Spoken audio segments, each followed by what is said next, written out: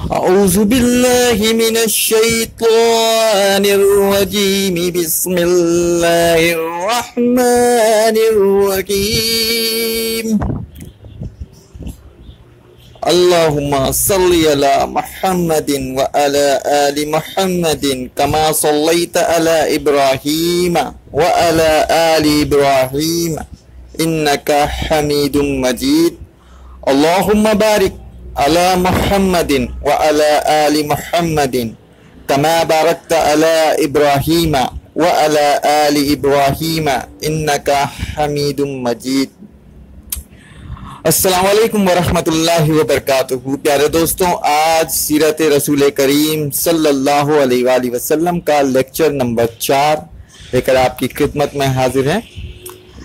آج ہم اس واقعے سے آگے بڑھیں گے جو حضرت ابو طالب نے جب رسول کریم صلی اللہ علیہ وآلہ وسلم کو شام لے کے جا رہے تھے، پھر وہاں راہب ملا، راہب نے کس طرح اصول کو پہچانا اور کس طرح آپ کو واپس جانے کے لیے بہت اصرار کیا، تو جناب حضرت ابو طالب نے رسول کریم صلی اللہ علیہ وآلہ وسلم کو مناسب حفاظت کا انتظام کرتے ہوئے واپس بھیج دیا اور خود ملک شام چلے گئے۔ جناب رسول کریم صلی اللہ علیہ وآلہ وسلم اب کی عمر مبارک 25 برس کے قریب ہے، اور آپ صلی اللہ علیہ وآلہ وسلم پورے مکے میں اپنی شرافت اور دیانت اور سچ کی وجہ سے مشہور ہیں۔ آپ صادق مشہور ہیں مکے میں، آپ امین مشہور ہیں مکے میں، کیونکہ آپ کی صداقت کا شعرہ ہے، آپ کی امانت داری کا شعرہ ہے۔ لوگ اپنی امانتیں آپ کے پاس رکھواتے ہیں اور آپ کی بات پر کوئی شک کرنے کا کوئی سوچ بھی نہیں سکتا، کیونکہ رسول کریم صلی اللہ علیہ وآلہ وسلم صادق مشہور ہیں مکے میں۔ اچھا جی، اب ہم بات کرتے ہیں جب آپ کی صداقت کا شعرہ جناب حضرت خدیجہ الکبریٰ رضی اللہ تعالی عنہا نے یہ سنا، تو آپ کیا تھی جی؟ آپ جو تھیں ایک خاتون تھیں، ظاہر ہے آپ خود تجارت نہیں کرتی تھیں، لیکن آپ کے پاس جو مال تھا، مطلب جو آپ اس سے اندازہ لگا لیں کہ آپ کی دولت مندی کا، کہ آپ کا مال ایک طرف کر لیں اور مکے کے اہل قریش کے تمام سرداروں کا مال ایک طرف کر لیں، تو جناب خدیجہ الکبریٰ رضی اللہ تعالی عنہا کے مال کو زیادہ سمجھا جائے گا۔ آپ اتنی ماشاءاللہ آپ صاحب ثروت تھیں۔ جب رسول کریم صلی اللہ علیہ وآلہ وسلم کی شہرت ان تک پہنچی اور ان کو پتہ چلا، اب آپ کی اس سے پہلے وہ کیا کرتی تھی جی؟ اپنے مال سامان تجارت کو کسی کو تنخواہ پہ مقرر کر دیتی تھی کہ جی آپ کو میں اتنا مال دوں گی کہ آپ میرے سامان کو لے جائیے قافلے میں تجارت کے لیے، اور واپس لائیں گے تو نفع میں سے اتنا میں آپ کو دوں گی۔ اچھا، کسی کے ساتھ نسبت طے ہو جاتی تھی بھائی کہ اتنا پرسنٹ آپ کا نفع ہوگا، اتنا پرسنٹ میرا ہوگا، کیونکہ مال جو ہوتا تھا وہ جناب خدیجہ کا ہوتا تھا، بی بی خدیجہ کا ہوتا تھا رضی اللہ تعالیٰ عنہ۔ اور اسی طرح کے وہ تجارت کیا کرتی تھیں، ظاہر خاتون تھی، وہ خود تو نہیں کر سکتی تھیں سفر، اور آپ ماشاءاللہ کافی صاحب ثروت تھیں، تو اچھا آپ کی عزت تھی، مقام تھا، مرتبہ تھا۔ قریش کے کئی روسا جناب خدیجہ الکبریٰ بی بی خدیجہ الکبریٰ سے شادی کرنے کے خواہش مند تھے، لیکن آپ نے کسی کی طرف توجہ نہیں فرمائی۔ جب رسول کریم صلی اللہ علیہ وآلہ وسلم کی امانت، صداقت و دیانتداری کا شعرہ آپ رضی اللہ تعالی عنہ نے سنا، تو آپ نے رسول کریم صلی اللہ علیہ وآلہ وسلم کو پیغام بھجوایا کہ آپ میرے مال سے کیوں تجارت نہیں کرتے؟ میں آپ کے ساتھ ایک اجرت پہ معاہدہ کر لیتی ہوں، آپ وہ میرا مال لے جائیے اور اس کی تجارت کیجئے، جو منافع ہوگا اس میں ہم آپ کا حصہ مقرر کر دیتے ہیں۔ جناب رسول کریم صلی اللہ علیہ وآلہ وسلم نے حضرت ابو طالب کے مشورے سے اس آفر کو قبول کر لیا، چنانچہ آپ راضی ہو گئے اس تجارت کے مال کو لے کے جانے کے لیے۔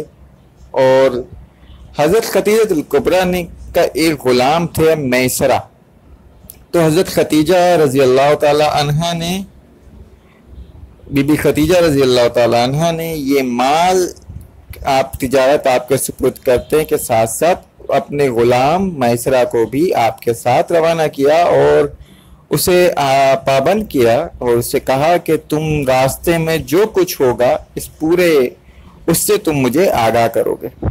یعنی ہر چھوٹی بڑی چیز کا دھیان رکھنا، ہر بات کو سننا، غور کرنا اور مجھے حرف و حرف آ کر بتانا، جناب رسول کریم صلی اللہ علیہ وآلہ وسلم کے معاملات دیکھنا.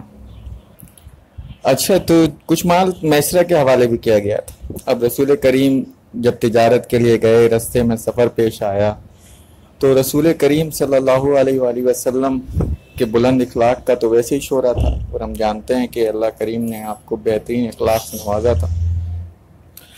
تو میسرہ جو تھا ظاہر غلام تھا.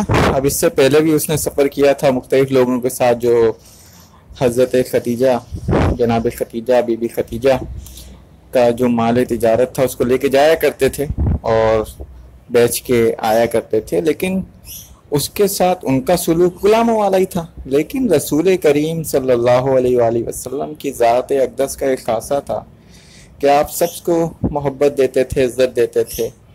تو آپ اس کے ساتھ بیٹھ کے کھاتے، ساتھ بیٹھ کے پیتے، مطلب جو خود کھاتے وہ اسے کھلاتے، جو خود پیتے اسے پلاتے، بالکل ساتھ میں رہتے اور اس سے بات چیت کرتے جیسے کہ اپنے کسی ہم پلہ اپنے کسی دوست سے بات چیت کر رہے ہیں.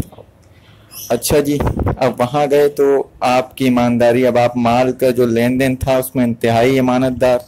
اگر آپ کوئی مال تولنا ہوتا تو ایمانداری سے تولتے، نہ کم نہ ہی زیادہ. دوسری بات، منافع ایک تو وہاں کثیر ہوا. دوسری بات، جب وہ واپسی کے لیے آنے لگے تو رسول کریم صلی اللہ علیہ وآلہ وسلم نے اس نے مشورہ کیا کہ کچھ مال جو یہاں ہے وہ ہم لے چلتے ہیں، مکے میں فروخت کر دیں گے، یہ مکے میں نہیں ہوتا. اب آپ نے وہاں سے کچھ مال تجارت لیا اور واپس لے آئے اور واپس آ کے اسے مکے میں فروخت کر دیا، تو جو منافع تھا وہ دوگنے سے بھی زیادہ ہو گیا. اما خدیجہ رضی اللہ تعالی عنہ جب یہ مال قافلہ واپس پہنچا تو آپ چھت سے دیکھ رہی تھیں. تو آپ نے دیکھا کہ جب آپ قافلے کے ساتھ اندر تشریف لا رہے ہیں مکے کے اس پہ، تو آپ کے سر پر بدلی کا ایک ٹکڑا دیکھا. اچھا جی، اما خدیجہ جو تھیں وہ بڑی متاثر ہوئیں دیکھنے کے بعد ہی. اچھا، جب میسرہ کو بلایا اما خدیجہ نے اور پوچھا کہ بھائی کیا معاملات رہے، کس طرح کا آپ نے پایا رسول کریم صلی اللہ علیہ وآلہ وسلم کو، تو میسرہ نے کہا کہ میں نے جو کچھ سنا تھا اس سے بھی بڑھ کر پایا. آپ کے اخلاق حمیدہ کے بارے میں اس نے تعریف شروع کی. پھر اس نے ان واقعات کا ذکر کیا کہ میں نے یہ پایا کہ رسول کریم صلی اللہ علیہ وآلہ وسلم جہاں چلتے ہیں بادل کا ٹکڑا ان پر سایہ کیے ہوئے ہوتا ہے. مطلب آپ، اچھا دوسری بات، آپ درخت کے اگر 20 لوگ بیٹھے ہیں، آپ ان کے ساتھ مل کے درخت کی طرف بیٹھ گئے تو درخت کا سایہ وہاں پہ گھنا ہو جاتا جہاں رسول کریم صلی اللہ علیہ وآلہ وسلم بیٹھتے. مطلب بیٹھے دھوپ کنارے، تھوڑی سی دھوپ ہے، تھوڑا سا سایہ ہے، تو وہاں پہ سایہ پہنچ گیا فوراً.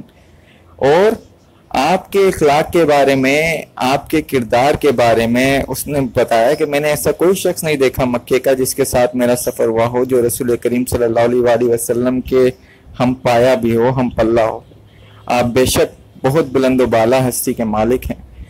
ساتھ میں اب حضرت جو جناب خدیجہ الکبریٰ، اما خدیجہ جو تھیں، انہوں نے یہ بھی دیکھا کہ یہ پہلا ان کا قافلہ ہے تجارت کا، یہ ایک پورا مال ان کے حوالے ہے اور آپ اکیلے تجارت کرنے آئے ہیں. مکے کے اور روسا بھی تجارت کے لیے گئے ہیں، تو آپ کا منافع ان سب سے زیادہ ہے، ڈبل سے زیادہ. تو آپ تجارت جو پہلی مرتبہ تجارت کرے، اس طریقے سے با اختیار تجارت کرے، اور پھر جو تجربے کار ہوں، سالوں سے تجارت کر رہے ہوں، ان کے مقابلے میں کثیر منافع حاصل کرنا، ایمانداری کے ساتھ، کسی کو دھوکہ نہیں دینا، کسی سے جھوٹ نہیں بولنا.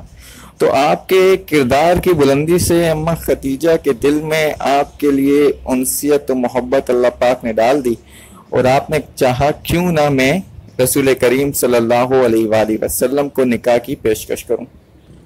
अच्छा जी, अब जब ये बात अम्मा खदीजा के दिल में समा गई, आप रसूलुल्लाह सल्लल्लाहु अलैहि वसल्लम की अकीदत, तो उन्होंने, एक खातून थी नफीसा। अब नफीसा जो थी वो, जिस तरह ये आजकल के दौर में कुछ ख़वातीन होती हैं ना जो पैगाम पहुंचाने वाली होती हैं, मतलब रिश्तेदार का और इस तरह के जो पैगाम वगैरह आगे पहुंचाती हैं, रिश्ते कराती हैं, दूसरे अल्फाज में आप याद समझ लें, उन तक पैगाम अपना पहुंचाया। उनसे कहा कि तुम रसूलुल्लाह सल्लल्लाहु अलैहि वसल्लम से जाके बात करो और उनकी रजामंदी देखो कि वो राजी हैं इस पे या नहीं, अपनी तरफ से ही बात करना।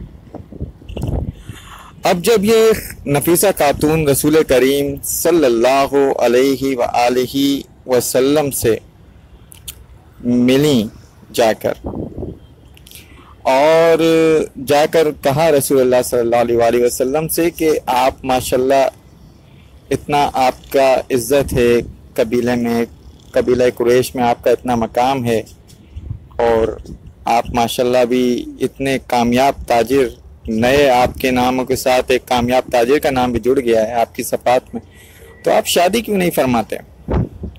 तो कहा कि हाँ, शादी मैं करना चाहता हूँ, कर लूँगा।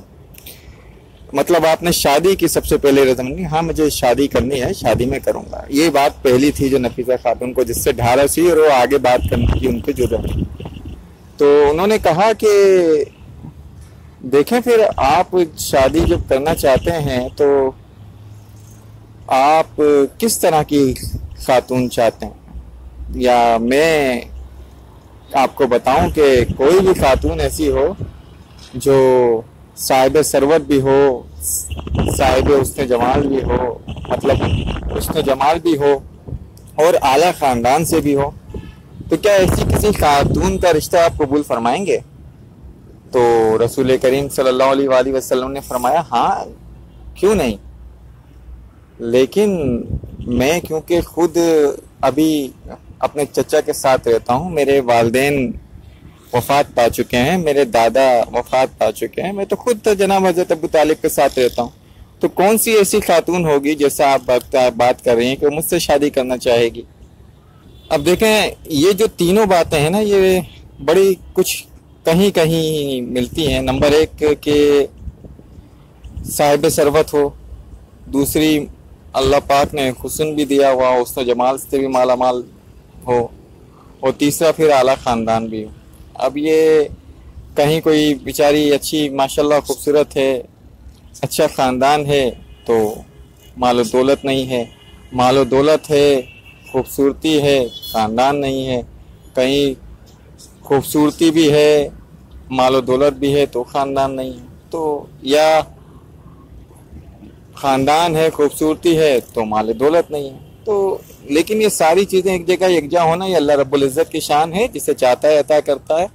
तो ऐसे के लिए कोई भी, और अम्मा खदीजा का मामला ये था कि आप अपनी रास्तबाजी के लिए, अपनी असमत और शराफत के लिए मक्के में आपका लक़ब ताहिरा था। तो रसूल करीम सल्लल्लाहु अलैहि वसल्लम ने जब ये बात नफीसा खातून से कही, तो नफीसा खातून ने कहा, रसूल करीम सल्लल्लाहु अलैहि वसल्लम से ये अर्ज़ किया कि या मोहम्मद सल्लल्लाहु अलैहि वसल्लम, अगर आप बात को अपने तक ही रखें तो मैं आपको बताऊं कि ये सारी खूबियां आपको खदीजा में नज़र नहीं आती रज़ी अल्लाह तआला। तो रसूल करीम सल्लल्लाहु अलैहि वसल्लम ने जवाब में इरशाद फरमाया कि बीबी खदीजा जो हैं, उनसे तो मक्के के रौसा के बड़े बड़े रौसा ने पैगाम भेजा, उन्होंने उनके पैगाम को मुस्तरद फरमा दिया, तो मुझ जैसे इससे शादी क्यों करना पसंद फरमाएंगी? तो अम्मा नफीसा ने कहा कि हुजूर, ये बात आपके और हमारे दरमियान रहे, ये मुझे तो खुद अम्मा खदीजा ने भेजा है आपकी रजामंदी हासिल करने के लिए, जानने के लिए। तो रसूल करीम सल्लल्लाहु अलैहि वसल्लम ने कहा कि मैं अपने चचा से बात करूंगा। तो उन्होंने कहा कि आपकी ज़ाती राय, बोला मैं तो ज़ाहिर है मुझे तो कबूल है, मतलब आपने रजामंदी का अपने इज़हार फरमाया اور جب یہ بات نفیسہ خاتون نے جا کر اماں ختیجہ رضی اللہ تعالی عنہا سے بیان کی تو اماں ختیجہ کا بیان ہے کہ میرے لیے روئے زمین پر اس سے زیادہ خوشی کا دن کوئی نہیں تھا اس وقت تک کہ جب رسول کریم صلی اللہ علیہ وآلہ وسلم نے رضامندی کا اظہار کیا۔ اب جناب رسول کریم صلی اللہ علیہ وآلہ وسلم نے اپنے چچا جناب ابو طالب سے ذکر کیا، آپ نے قبول کیا، آپ نے کہا اچھی بات ہے۔ پھر معاملہ طے پا گئے اور رسول کریم صلی اللہ علیہ وآلہ وسلم اپنے دونوں چچا حضرت حمزہ رضی اللہ تعالیٰ عنہ اور جناب ابو طالب کو لے کر ساتھ میں گئے، اور وہاں سے بی بی ختیجہ نے اپنے رشتہ داروں میں ورقہ بن نوفل تھے ان کو بلایا، اور نسبت طے پا گئی رسول کریم صلی اللہ علیہ وآلہ وسلم کا نکاح اماں ختیجہ سے ہو گیا۔ خطبہ نکاح رسول کریم صلی اللہ علیہ وآلہ وسلم کے پیارے چچا جناب ابو طالب نے پڑھا، اس کے بعد دوسرا خطبہ جو پڑھا وہ ورقہ بن نوفل نے پڑھا۔ اچھا جی، جو خطبہ نکاح کے بعد جو ورقہ بن نوفل نے بیان کیا یا خطبہ دیا، اس میں رسول کریم صلی اللہ علیہ وآلہ وسلم کی صفات بیان کی کہ ہم نے اس بچے میں صداقت دیکھی، امانت دیکھی، اور آپ کی شان بیان کی ورقہ بن نوفل نے، اور اپنی بھتیجی یعنی کہ حضرت ختیجہ رضی اللہ تعالی عنہ سے بیان فرمایا کہ ختیجہ تم خوش قسمت ہو کہ روئے زمین پر مجھے تم سے زیادہ خوش قسمت کوئی نظر نہیں آتا کہ تمہاری شادی یا تمہارا نکاح رسول کریم صلی اللہ علیہ وآلہ وسلم سے طے پایا اور مکمل ہوا۔ اللہ رب العزت نے رسول کریم صلی اللہ علیہ وآلہ وسلم کو تمام اولاد جناب بی بی ختیجہ اماں ختیجہ سے عطا فرمائی، سوائے ایک بیٹے کے جو ماریہ قطبیہ سے تھا۔ سب سے پہلے بیٹے کا نام رسول کریم صلی اللہ علیہ وآلہ وسلم کے قاسم تھا، اور اس کے بعد جو دوسرے بیٹے تھے ان کا نام عبداللہ تھا۔ اچھا، طیب اور طاہر، لوگ کچھ کہتے ہیں کہ آپ کے جو دوسرے صاحبزادے تھے قاسم کے علاوہ ان کا نام طیب تھا اور طاہر تھا، نہیں ایسا نہیں تھا۔ تحقیق کے مطابق نام آپ کا عبداللہ تھا، لیکن رسول کریم صلی اللہ علیہ وآلہ وسلم آپ کو طیب کہہ کے پکارتے تھے پیار سے، اور اماں ختیجہ اپنے اس بیٹے کو طاہر کہہ کے پکارتی تھیں، اس لیے یہ ان کے نام سمجھ لیجئے پیار والے نام تھے، لیکن جو نام ان کا رکھا گیا تھا وہ عبداللہ رکھا گیا تھا۔ اچھا جی، ایک صاحبزادے حضرت ابراہیم بھی تھے جو مقوس بادشاہ نے ماریہ قطبیہ کو جو آپ کا ہدیہ کیا تھا وہ ان کے وطن سے تھے۔ حضرت قاسم تقریباً ان کی عمر 6 سال کی تھی جب آپ وفات پا گئے، اور بچپن میں ہی جناب عبداللہ جن کے 2 لقب تھے طیب اور طاہر، آپ بھی انتقال فرما گئے، اور جناب ابراہیم آپ تو شیر خوارگی کی عمر میں ہی، دودھ پینے کی عمر میں ہی آپ کا انتقال ہوا۔ چنانچہ رسول کریم صلی اللہ علیہ وسلم کی ایک حدیث ہے کہ جس میں آپ بیان فرماتے ہیں کہ میرے بیٹے کے لیے اللہ رب العزت نے جنت میں دایا کا انتظام فرمایا ہے جو میرے بیٹے کو دودھ پلاتی۔ اسی طرح رسول کریم صلی اللہ علیہ وسلم کی 4 بیٹیاں تھیں، سیدہ فاطمہ رضی اللہ تعالی عنہا، سیدہ زینب رضی اللہ تعالی عنہا، سیدہ رقیہ رضی اللہ تعالی عنہا، اور سیدہ ام کلثوم رضی اللہ تعالی عنہا۔ یہ ساری اولادیں اللہ رب العزت نے اپنے پیارے حبیب کو جناب محترمہ ہماری والدہ اماں ختیجہ الکبریٰ رضی اللہ تعالی عنہ سے عطا فرمائی تھی اللہ رب العزت نے ہمارے نبی کریم صلی اللہ علیہ وآلہ وسلم کو۔ اچھا جی، رسول کریم صلی اللہ علیہ وآلہ وسلم کی جب شادی ہوئی اس وقت آپ کی عمر 25 سال تھی، اور جناب ختیجہ کی جو عمر تھی وہ اس وقت 40 برس کے قریب تھی۔ رسول کریم صلی اللہ علیہ وآلہ وسلم کو اپنی ان اہلیہ جناب یعنی کہ اماں ختیجہ رضی اللہ تعالی عنہ سے حد درجہ محبت تھی۔ آپ نے اپنی زندگی کے 25 سال یعنی کہ جو اگلے 25 سال تھے، 25 سال آپ کی عمر جب شادی ہوئی، وہ پھر اس کے بعد 25 سال آپ کی رفاقت رہی حضرت خدیجہ رضی اللہ تعالی عنہا سے، اور آپ نے ان کی زندگی میں دوسری شادی نہیں کی، کوئی دوسرا نکاح نہیں فرمایا، اور جو اپنی زندگی کا یعنی کہ آپ کہہ لیں کہ جوانی کا جو وقت ہے یعنی کہ 25 سے 50 سال کے درمیان، وہ آپ نے اپنی انہی اہلیہ کے ساتھ گزارا، اور آپ کی وفات پر آپ حد درجہ رنجیدہ ہوئے تھے، اس کا بعد میں ذکر آئے گا۔ اچھا جی، یہ اب اس محبت کا تھوڑا سا میں تذکرہ کر دوں کیونکہ لوگوں کو پتہ ہو کہ رسول کریم صلی اللہ علیہ وآلہ وسلم آپ بی بی خدیجہ سے، اماں خدیجہ سے کتنی محبت فرماتے تھے۔ اماں عائشہ رضی اللہ تعالیٰ عنہ بیان کرتی ہیں کہ ازواج مطہرات سے یعنی کہ رسول کریم کی دوسری ازواج سے بیان کر رہی تھیں کہ مجھے اس روئے زمین پر جتنی غیرت اماں خدیجہ سے، مطلب ان کی تو سوتن ہوئی نا، سے آئی، اتنی کسی سے نہیں آئی۔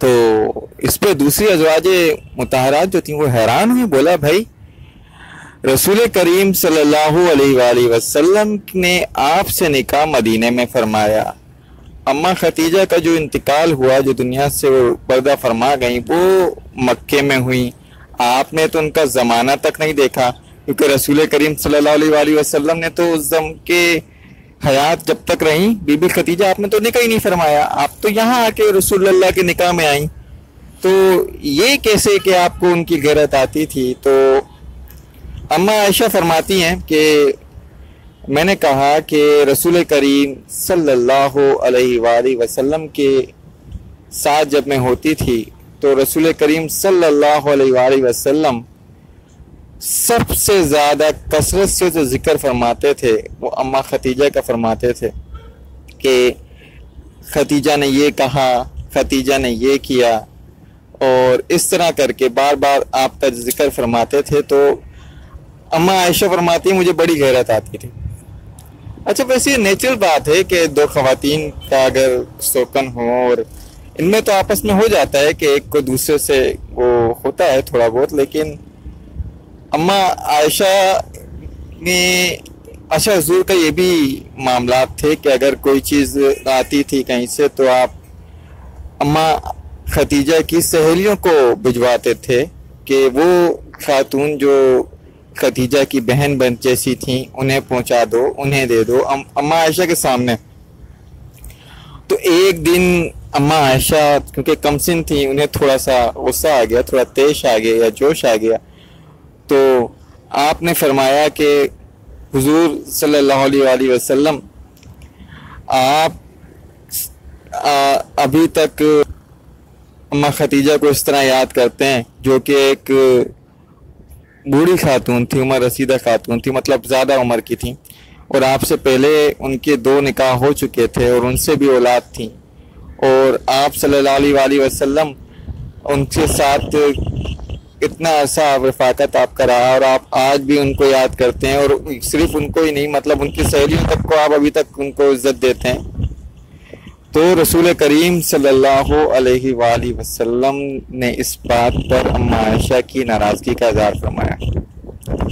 آپ نے کہا کہ اے عائشہ، میں کیوں نہ اماں خدیجہ یعنی کہ حضرت خدیجہ بی بی خدیجہ سے عقید محبت رکھوں، کیونکہ آپ سب جو دوسری ازواج مطہرات ہیں یہ تو اس وقت میرے پاس آئیں یا اس وقت میرا ان سے نکاح ہوا کہ جب میری ایک حیثیت تھی یا میں پاس ایک طاقت تھی، مطلب مدینہ میں آ کے تو آپ سمجھ لیجئے ایک سردار مدینہ کی طرح آپ کے معاملات ہو گئے تھے نا، لیکن بی بی خدیجہ میری موسنہ ہے اور وہ موسنہ اسلام ہے، انہوں نے میرا اس وقت ساتھ دیا جب کوئی میرا ساتھ دینے والا نہیں تھا، اپنے جان سے، اپنے مال سے، اپنے وقت سے سب کچھ انہوں نے میرے نام کر دیا، میری طرف اپنی محنت مطلب اپنی طرف انہوں نے اتنی محبت رکھی، اور اللہ تعالیٰ نے تمام اولادیں مجھے ان سے دیں۔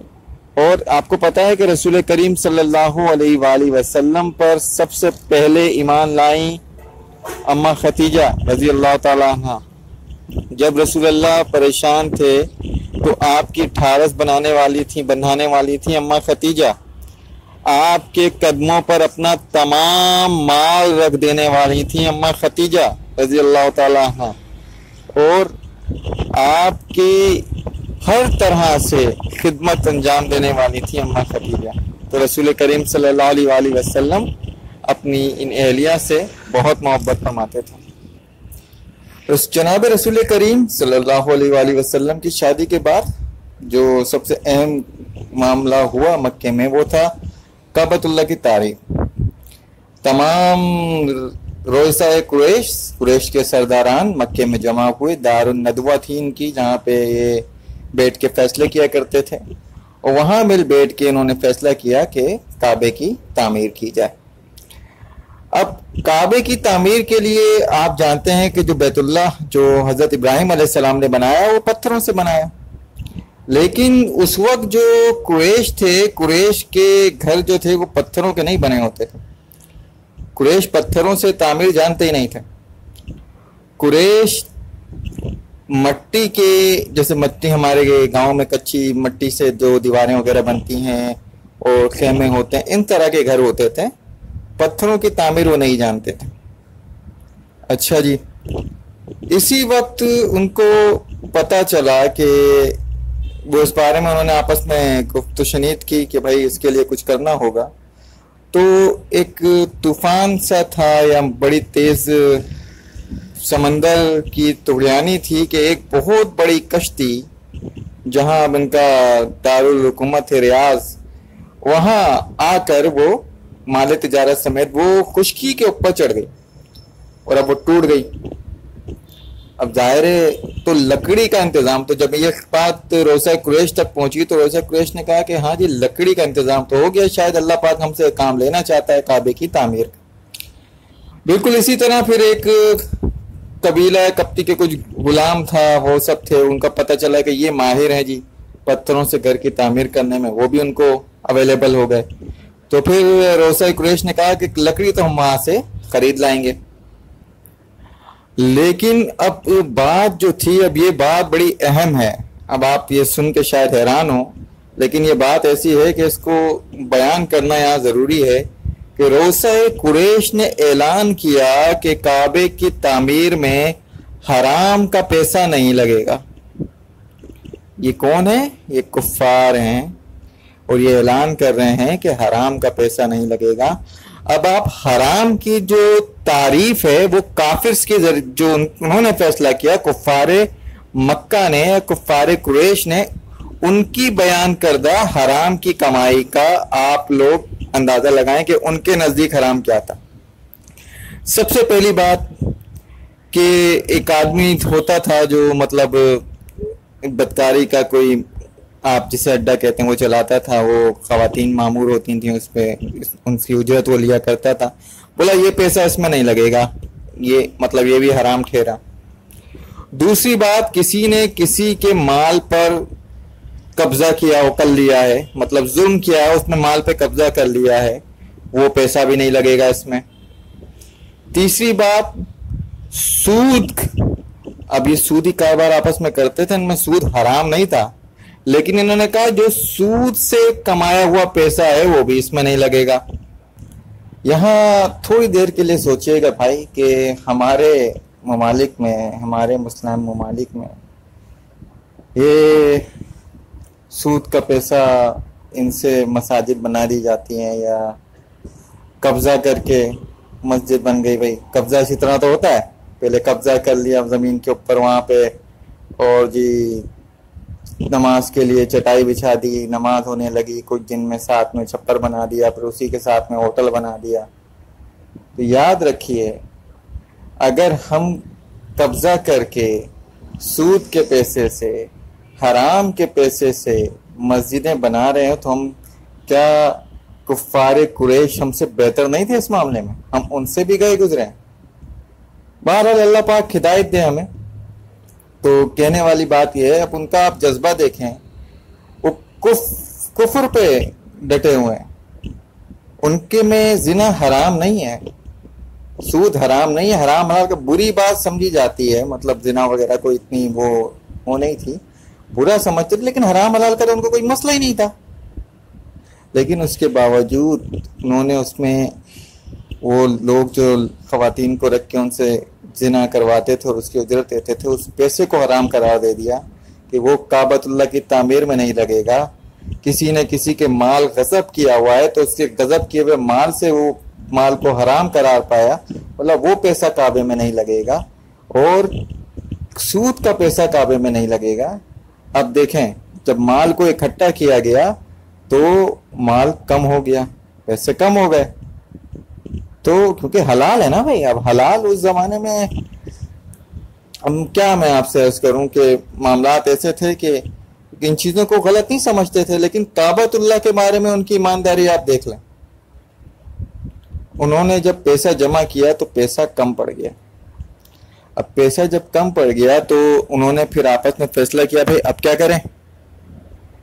اب فیصلہ یہ طے پایا کہ کعبۃ اللہ کو تھوڑا چھوٹا کر دیا جائے، لیکن حرام کا مال اس میں ہم نہیں لگائیں گے. تو حتیم کے پاس سے کعبے کی دیوار کو تھوڑا چھوٹا کر دیا گیا، لیکن کعبہ تعمیر ہو گیا، حرام کا پیسہ اس میں شامل نہیں کیا گیا. یہ ایک بہت بڑی تنبیہ ہے، ہمارے آپ کے لیے سوچنے کا مقام ہے. اچھا جی، جب پیسہ وغیرہ اکٹھا ہو گیا، ایک لکڑی خرید لی گئی، مال خرید لیا گیا مال تعمیر کے لیے، اب فیصلہ کرنا یہ مشکل ہوا کہ اب اس کعبے کو ڈھائیں کیسے. کعبہ تو تھا نا، اب نئی تعمیر کرنی ہے تو پرانی عمارت کو توڑنا پڑے گا، توڑیں گے تو بنے گی نا.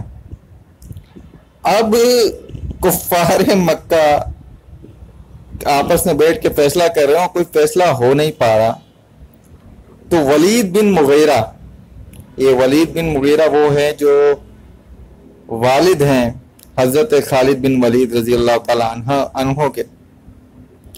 اب یہ بوڑھے تھے بھائی. ولید بن مغیرہ صاحب نے کہا کہ بھائی دیکھو میں عمر رسیدہ ہو چکا ہوں، تو میں کعبے کو میں توڑنا شروع کرتا ہوں. اگر مجھے کچھ نہیں ہوا تو مطلب ہماری امید بر آئی، لیکن اگر مجھے کچھ ہو گیا تو چلو نقصان تو ایک بوڑھے کا ہوگا نا، باقی کسی جوان کے اوپر تو آفت نہیں آئے گی. میں تو اپنی عمر پوری کر چکا ہوں، زندگی جی چکا ہوں. چلے جی فیصلہ ہو گیا، لوگ راضی ہو گئے. اب دوسرے دن جب یہ معاملات پورا کرنے کے لیے ولید بن مغیرہ صاحب اور ساتھیوں کے ساتھ وہاں پہنچے تو وہاں کعبۃ اللہ میں انہوں نے بہت بڑا ایک اژدہا وہاں موجود تھا.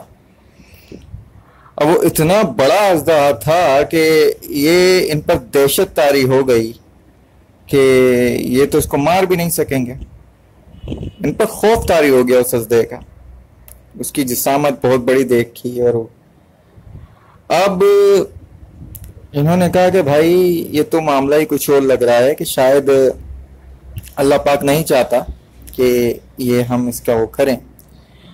تو فیصلہ یہ طے پایا کہ ہم دعا میں لگ جائیں. اب یہ دعا کرنے لگے، اللہ پاک کو پکارنے لگے کہ یا اللہ تو ہماری نیت تو جانتا ہے، ہمارا مطلب مقصد جو ہے اسے ڈھانا نہیں ہے، ختم کرنا نہیں، ہم تو اس کی تعمیر نو کرنا چاہتے ہیں. اب صبح جب ہوئی لوگوں نے اپنے طریقے سے دعائیں مانگی وہاں پہ جو طریقہ رائج تھا، تو ایک بہت بڑا پرندہ انہوں نے دیکھا کہ وہ آ رہا ہے. اب پرندہ آیا اچانک، آ کے اس نے اس اژدہے کو پکڑا اور اس کو اڑا کے اپنے پنجوں میں لے گیا.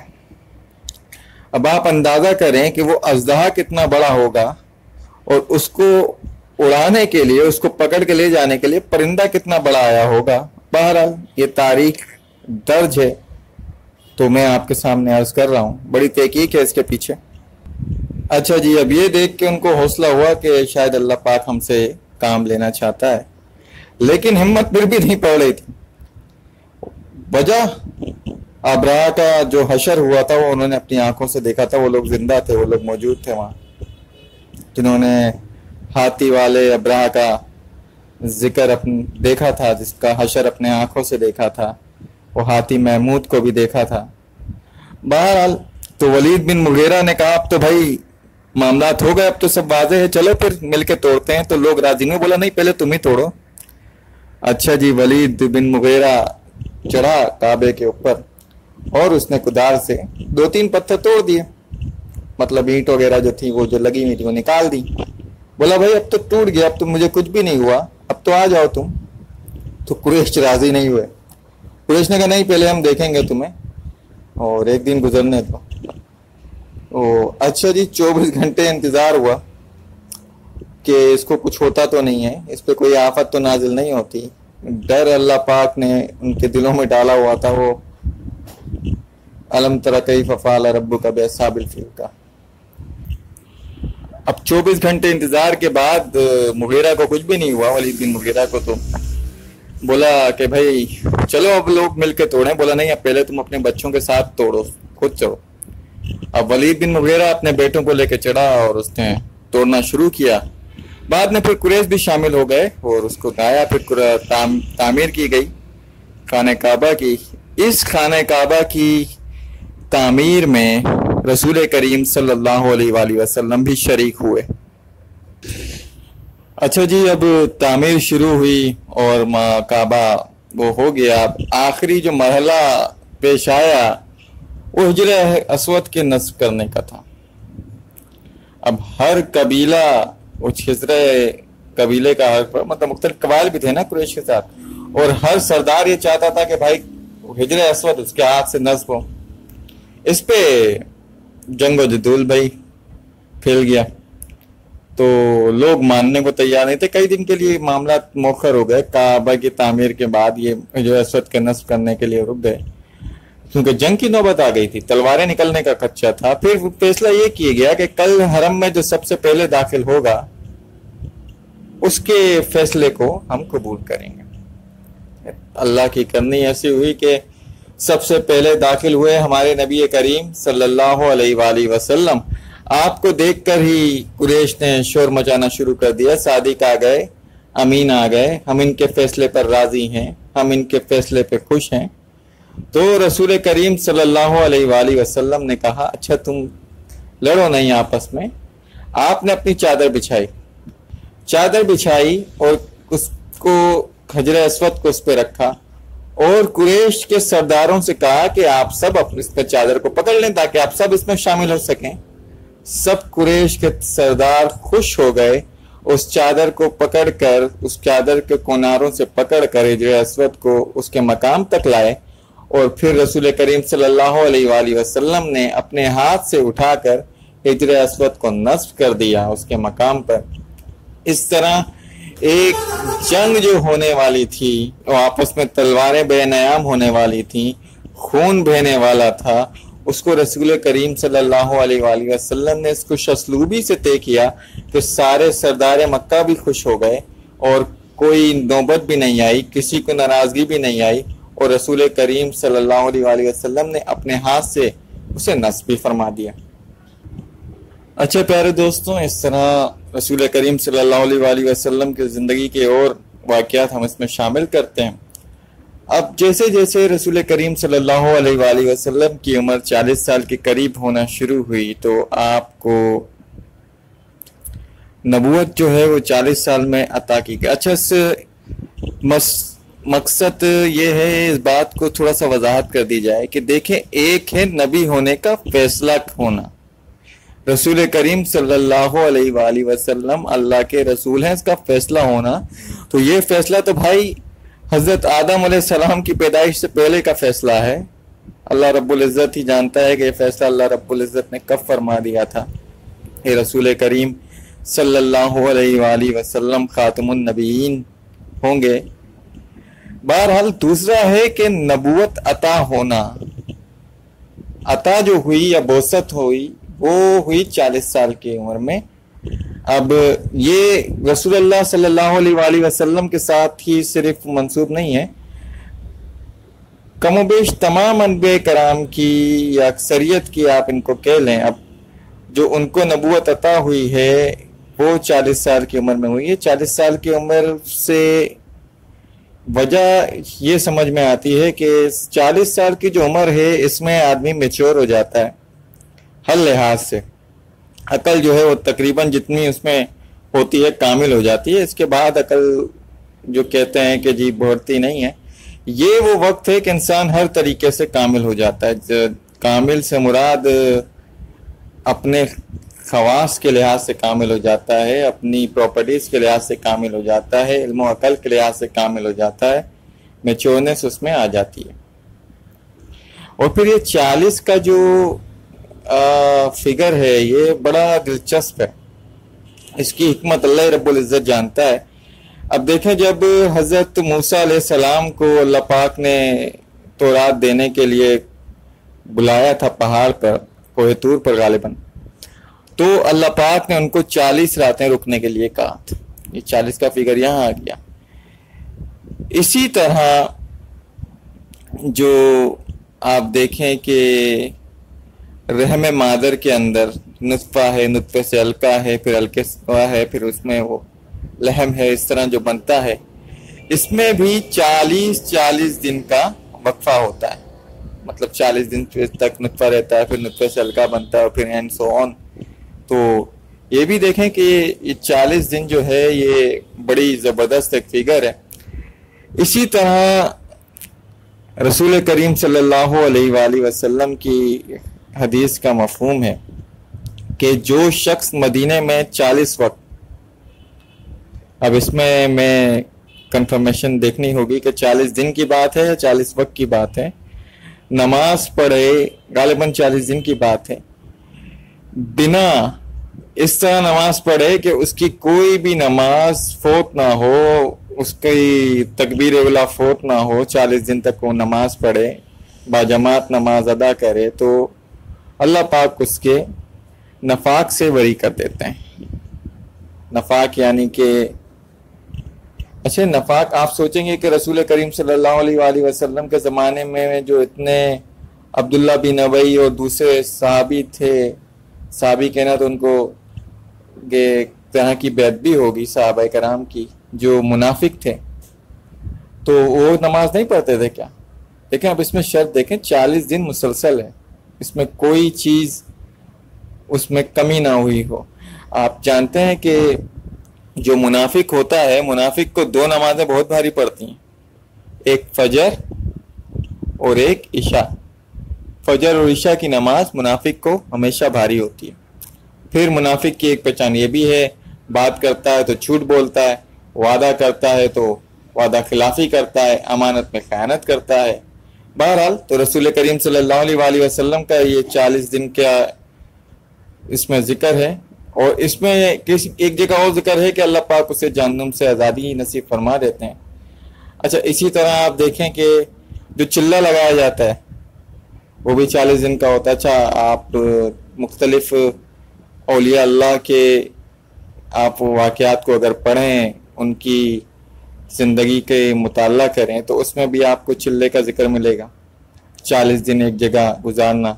ابھی ہماری مختلف جماعتیں جو تبلیغ دین کے لیے جاتی ہیں، اس میں بھی 40 دن کو وہ کہتے ہیں کہ 40 دن لگانا ضروری ہے۔ 40 دن سے مراد یہ ہے کہ 40 دن میں ذاتی طور پہ سمجھتا ہوں کہ اگر آپ 40 دن کسی چیز سے ہٹ کر بالکل، آپ اگر یہ جو تبلیغ وغیرہ کے لیے بھی جاتے ہیں، تبلیغی جماعت کے لیے بھی، مدنی قافلے کے لیے بھی، اور دوسرے بھی ہیں، سب ہمارے بھائی ہیں، وہ اگر جاتے ہیں تو اب آپ اس میں دیکھیں کہ آپ ہر چیز سے کٹ جاتے ہیں، یعنی کہ اپنے دوستوں سے کٹ جاتے ہیں، اپنے گھر والوں سے کٹ جاتے ہیں، مطلب بھائی بہن ہیں، یا آپ ایک شوہر ہیں، اپنی بیوی سے آپ دور ہو جاتے ہیں، اپنے بچوں سے دور ہو جاتے ہیں، یہاں تک کہ ان کے معاملات سے بھی دور ہو جاتے ہیں۔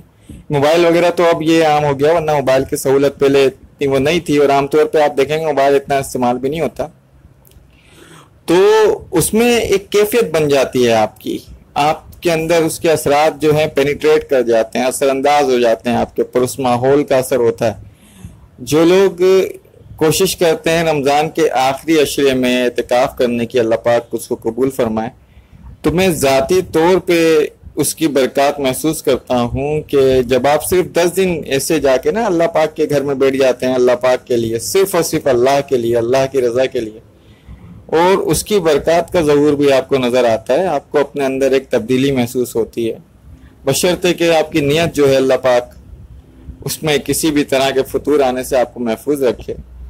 توفیق بھی اللہ تعالیٰ پاک کی طرف سے آپ اللہ پاک سے توفیق مانگیں اس کی۔ بہرحال تو میں ذکر کر رہا تھا کہ 40 کا ہنسا بڑا اہمیت کا حامل ہے۔ اچھا، یہ اگر آپ اس میں دیکھیں تو حضرت عیسیٰ علیہ السلام، حضرت یحییٰ علیہ السلام کا آپ کو واقعہ مل جائے گا کہ انہوں نے مہد سے مطلب گود سے یا اپنی نبوت کا اقرار کیا، لیکن آپ دیکھیں کہ جو نبوت کامل ہوئی وہ 40 سال کی عمر ہی میں آپ کو ملے گی اکثریت جو ہے۔ ٹھیک ہے جی۔ اچھا جی، جب رسول کریم صلی اللہ علیہ وآلہ وسلم کی عمر مبارک 40 کے قریب ہوئی تو اللہ رب العزت نے آپ کو نبوت کے لیے، مطلب نبوت کے اعلان کے لیے تیار کرنا شروع کر دیا۔ اب رسول کریم صلی اللہ علیہ وآلہ وسلم خود فرماتے ہیں کہ مجھے خواب جو دیکھا کرتا تھا ایسا ظہور پذیر ہو جاتا تھا۔ اما عائشہ اس بارے میں فرماتی ہیں کہ رسول کریم صلی اللہ علیہ وآلہ وسلم کے خواب جو تھے اس قدر واضح ہوتے تھے جیسے کہ شام کا اور رات کا وقت ہو 3 بجے کے بعد کے، مطلب میں آپ کو اپنی طرف سے اس میں بتا رہا ہوں کہ ان کا مفہوم یہ تھا کہ 3 بجے کے بعد کا وقت ہو، جیسے آپ کو یقین ہوتا ہے کہ سورج نکلنا ہے، بالکل اسی طریقے کے رسول کریم صلی اللہ علیہ وآلہ وسلم جو خواب دیکھتے وہ بالکل ویسے کا ویسے ہی وقوع پذیر ہو جاتا۔ اچھا، خواب جو ہے ویسے تو خواب کی کئی اقسام ہیں۔ خواب جو ہوتے ہیں، ایک تو یہ ہے کہ جو آپ دن بھر بات چیت کرتے رہیں اور جس معاملے پر آپ بحث و مباحثے میں کر رہے ہوں یا جس معاملے میں بہت سارے سوچ رہے ہوں وہی کچھ آپ کو خواب میں بھی نظر آتا ہے۔ اچھا، کچھ خواب ہوتے ہیں شیطانی خواب ہوتے ہیں۔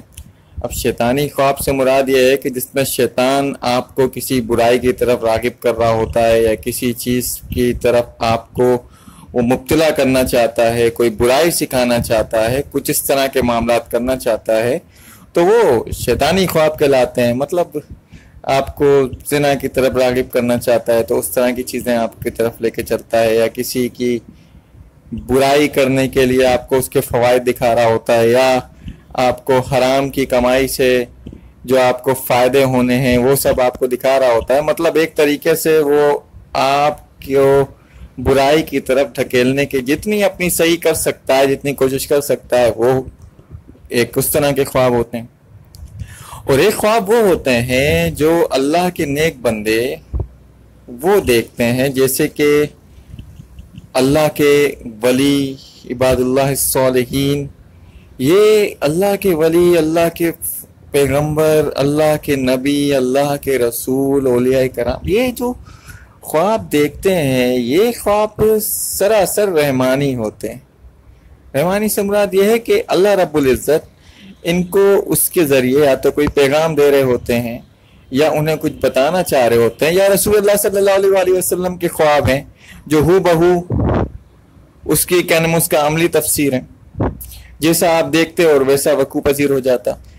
اب آپ تاریخ میں پڑھیں گے کہ اولیاء کرام کچھ بیان کرتے ہیں کہ انہوں نے اپنے فلاں بزرگ کو خواب میں دیکھا، وہ یہ فرما رہے ہیں، وہ فرما رہے ہیں۔ تو اب میرے کو نہیں پتا کہ اس کے بارے میں آپ کیا رائے رکھتے ہیں، لیکن بھائی اللہ کے ولیوں کا، اولیاء کرام کا درجہ بہت بڑا ہے۔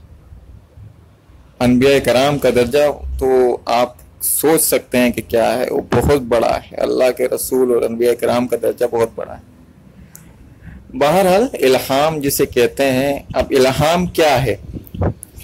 الہام ایک ہوتا ہے، فرشتہ ہے جس کا نام ہے ملہم۔ ملہم کا کام کیا ہے کہ جب اللہ رب العزت کوئی بات اپنے بندے کے دل میں ڈالتے ہیں تو وہ ملہم اس بندے کے دل پر وہ بات نقش کرتا ہے۔ انبیاء کرام اور اللہ کے رسول اس پیغام کو بھی دیکھتے ہیں اور پیغام نقش کرنے والے فرشتے کو بھی دیکھتے ہیں، یعنی کہ ان کو ملہم بھی نظر آ رہے ہوتے ہیں اور ان کا پیغام لکھا ہوا، نقش کیا ہوا پیغام بھی نظر آ رہا ہوتا ہے۔ اور جو اللہ کے ولی ہیں، اولیاء کرام ہیں، اللہ کے نیک بندے ہیں، آپ ان کے مقامات سے آگاہی نہیں ہے آپ کو، وہ اس فرشتے کو تو نہیں دیکھتے لیکن وہ پیغام جو ان کے دل پہ نقش کیا جا رہا ہوتا ہے وہ ضرور دیکھتے ہیں۔ اب یہ دیکھیں، اس کی میں تھوڑی سی وضاحت کروں. جب اللہ کے رسول صلی اللہ علیہ وآلہ وسلم حضرت حسان بن ثابت کو اپنے ممبر پہ کھڑا کرتے تھے، وہ کہتے تھے کہ کافروں کو جواب دو، تو آپ جو شاعر رسول کہلاتے ہیں حضرت حسان بن ثابت رضی اللہ تعالیٰ عنہ، تو یہ دعا کرتے تھے کہ یا اللہ جبرائیل علیہ السلام کے ذریعے ان کی مدد کر حسان بن ثابت کی. تو جبرائیل علیہ السلام کے ذریعے ان کلام کو ان کے دل میں ڈال. تو جبرائیل علیہ السلام کیا کرتے تھے بھائی؟ وہ جا کے ان کے منہ سے کلام کرنا تھوڑی شروع کر دیتے تھے، ان کے دل میں ڈالتے تھے، ہلکا کرتے تھے. بہرحال تو خواب کی بات ہو رہی تھی، تو رسول کریم صلی اللہ علیہ وآلہ وسلم کو خواب دیکھنا شروع ہوئے، سچے خواب، جو جیسا آپ خواب دیکھتے ہو بہو صبح ویسا ہی واقعہ ظہور پذیر ہو جاتا. اچھا جی، خواب سے متعلق موقع ہے کہ آپ کو رسول کریم صلی اللہ علیہ وآلہ وسلم کی ایک حدیث بھی عرض کر دوں. رسول کریم صلی اللہ علیہ وآلہ وسلم نے فرمایا کہ اگر تم نے کوئی خواب دیکھا اور یعنی آپ نے کبھی بھی خواب کے متعلق جھوٹ نہیں بولنا، یہ اللہ کے رسول صلی اللہ علیہ وآلہ وسلم کا فرمان ہے.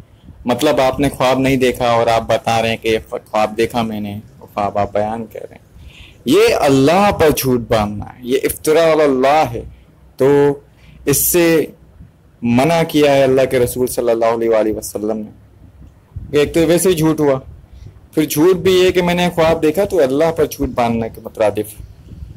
اچھا جی، دوسری بات، اگر آپ خواب دیکھ رہے ہیں، کوئی ڈراؤنا خواب ہے، آپ کے پیچھے کوئی سانپ لگا ہے، بچھو لگا ہے، کوئی اونٹ لگا ہے، کوئی جانور ہے، کوئی مار رہا ہے آپ کو، کوئی کھا رہا ہے، ایسا کوئی خواب دیکھتے ہیں اور آپ بیدار ہوتے ہیں، تو اپنے بائیں طرف 3 مرتبہ تھوک دیں اور لا حول ولا قوت الا باللہ العلی العظیم اعوذ باللہ من الشیطان الرجیم یہ پڑھ کر آپ سو جائیے.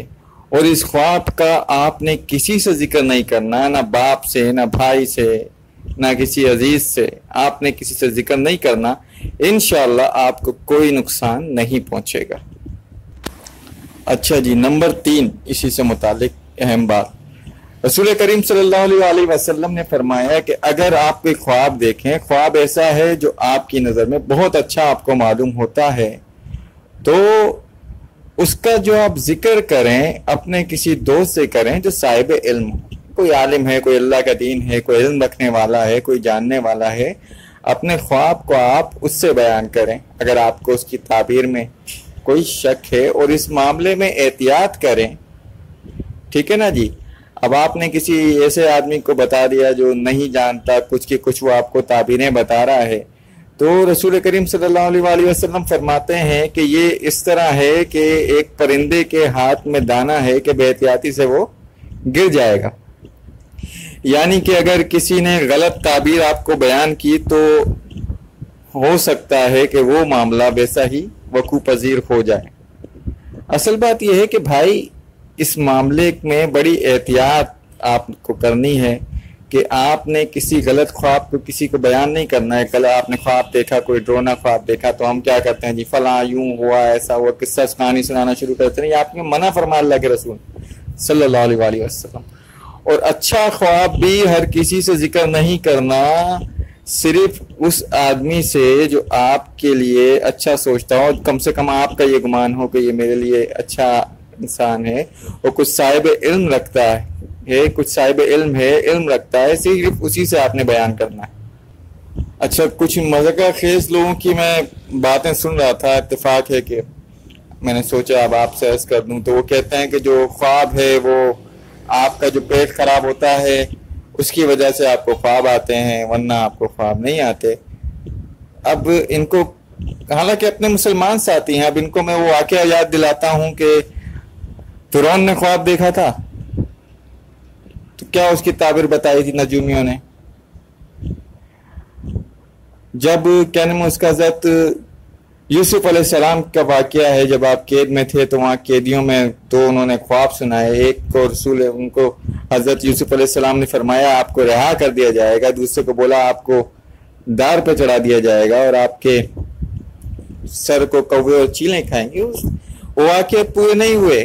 پھر وہی واقعہ ہے کہ اس جو سلطنت کا بادشاہ تھا اس نے خواب دیکھا کہ 7 سوکھی ڈالیاں اور 7 بھری ہوئی بالیاں، مطلب گندم کی بالیاں ہوتی نا، 7 سوکھی اور 7 بھری ہوئی۔ پھر اس نے خواب دیکھا کہ جی 7 دبلی گائیں 7 موٹی گائیں کو تندرست گائیں کو کھا رہی ہیں۔ اس کا بیان اس کی تعبیر کس نے بتائی؟ اس کو تعبیر بتائی کس نے؟ حضرت یوسف علیہ السلام نے۔ حضرت یوسف علیہ السلام نے بتایا کہ بھائی 7 سال اچھی فصلیں ہوں گی، خوشحالی ہوگی، خوب بہترین فصل ہوگی، اور پھر 7 سال بعد سختی کے رہیں گے، اس میں قحط ہوگا، تو آپ یہ جو فصل ہوگی اس کو آپ حفاظت سے رکھیں، علیحدہ نہ کریں، اس کو جمع کر کے رکھیں آپ۔ تو بھائی خواب جو ہے یہ حقیقت ہے۔ اب آپ ہر چیز کو اس طرح مت دیکھا کریں جس طرح آپ اپنے آپ کو عقل کل سمجھتے ہیں۔ آپ اتنی بڑی بات کر جاتے ہیں جو قابل پکڑ ہے۔ اللہ پاک ہم پر اور آپ پر رحم کرے۔ بہرحال تو اور دوسری اہم بات، رسول کریم صلی اللہ علیہ وآلہ وسلم کی ہر پوری زندگی کے ایک ایک لمحے اللہ رب العزت نے آپ کی حفاظت فرمائی ہے، آپ کو کسی بھی طریقے سے شیطان کے زیر تسلط نہیں ہونے دیا۔ تو رسول کریم صلی اللہ علیہ وآلہ وسلم کی ذات پاک پر کبھی بھی آپ کو کوئی غلط خواب نہیں آ سکتا تھا، یہ بھی میں آپ کو کلیئر کر دوں۔ یہ ہر مسلمان کا ایمان ہونا چاہیے، اور جس کا ایمان نہیں ہے اللہ پاک اس کے توفیق دے، اس کے ایمان میں پختگی پیدا کرے۔ اللہ کے رسول صلی اللہ علیہ وآلہ وسلم کا فرمان ہے کہ جس نے مجھے خواب میں دیکھا اس نے مجھے ہی دیکھا، کیونکہ شیطان میری صورت میں نہیں آ سکتا۔ تو اللہ پاک اپنے حبیب صلی اللہ علیہ وآلہ وسلم کی اس قدر حفاظت فرماتے ہیں کہ ان کی شکل اختیار نہیں کر سکتا شیطان۔ تو جس نے خواب میں دیکھا کہ اس کو زیارت اللہ کے رسول کی ہوئی ہے صلی اللہ علیہ وآلہ وسلم کی، تو 100% اسے اللہ کے رسول کی زیارت ہوئی ہے، اس بارے میں شک و شبہ آپ نہ رکھیں۔ اسی طرح رسول کریم صلی اللہ علیہ وسلم کی حدیث مبارکہ ہے کہ میں خاتم النبیین ہوں، یعنی کہ میرے پاس سارے بات تو مرحلے تو ختم ہو گئے، ہاں لیکن کچھ مبشرات ہیں، کچھ خواب ہیں جو بندہ صالح خود دیکھتا ہے یا اس بندے صالح کے لیے کوئی اور دیکھتا ہے۔ یہ رسول کریم صلی اللہ علیہ وآلہ وسلم کی حدیث ہے۔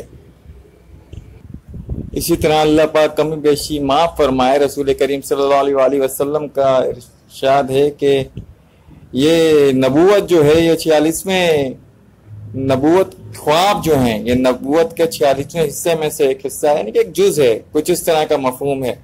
اللہ پاک کمی بیشی معاف فرمائے۔ اور اسی نقطے کو لے کر غلام احمد قادیانی ملعون نے اس کا فائدہ اٹھانے کی کوشش کی اور اپنی نبوت کا دعویٰ کیا کہ جب ایک جز باقی ہے تو نبوت ختم تو نہیں ہو گئی۔ لعنت اللہ علیہ، اس پر اللہ کے رسول کی، تمام فرشتوں کی اور تمام مسلمانوں کی اور تمام انسانوں کی، تمام مخلوقات کی اس کے اوپر لعنت ہو۔ اللہ پاک اسے جہنم کے بدترین طبقے کے ڈالے اور اس کے فالوور کو بھی، اس کے ماننے والوں کو بھی اللہ پاک سب کو نیست و نابود فرمائے۔ تو رسول کریم صلی اللہ علیہ وآلہ وسلم کے خواب بالکل حقیقت ہو جایا کرتے تھے۔ پیارے دوستوں، یہ ہمارا آج کا لیکچر یہاں ہم اختتام پذیر کرتے ہیں، اس کا اختتام ہوا چاہتا ہے۔ اللہ پاک میری، آپ کی اور تمام امت مسلمہ کی حفاظت فرمائے، ہمیں شیطانی وسوسوں سے دور فرمائے۔ اور یاد رکھیں اللہ پاک نے ہمیں قرآن پاک کے بالکل آخر میں جب آپ قرآن پڑھتے ہیں تو آپ کو 2 صورتیں ملتی ہیں، سورہ فلق اور سورہ ناس۔ اگر آپ سے ہو سکے تو اول و آخر درود شریف کے بعد ہر نماز کے بعد ایک مرتبہ سورہ فلق اور ایک مرتبہ سورہ ناس پڑھ کر اپنے اوپر دم کر لیں. انشاءاللہ اللہ پاک آپ کو وسوسوں سے اور جو بھی شیطانی عمل ہیں، مطلب کوئی جادو ہے، کوئی نظر ہے، اس سے اللہ پاک آپ کو محفوظ فرمائے گا. اللہ پاک میری اور آپ کی حفاظت فرمائے، میری اور آپ کی ایمان کی حفاظت فرمائے، اور رسول کریم صلی اللہ علیہ وآلہ وسلم کے مبارک طریقوں پر، مبارک سنت پر عمل کرنے کی توفیق عطا فرمائے. اقام دین کے لیے، اقامت دین کے لیے اپنا سب کچھ قربان کرنے کی ہم میں جذبہ پیدا فرمائے، ہمیں توفیق دے، کیونکہ توفیق اللہ ہی کی طرف سے اور ہم اسی پر توکل کرتے ہیں.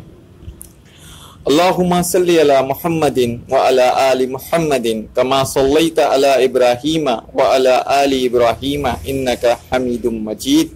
اللہم بارک علی محمد وعلی آل محمد کما بارکت علی ابراہیم وعلی آل ابراہیم انکا حمید مجید.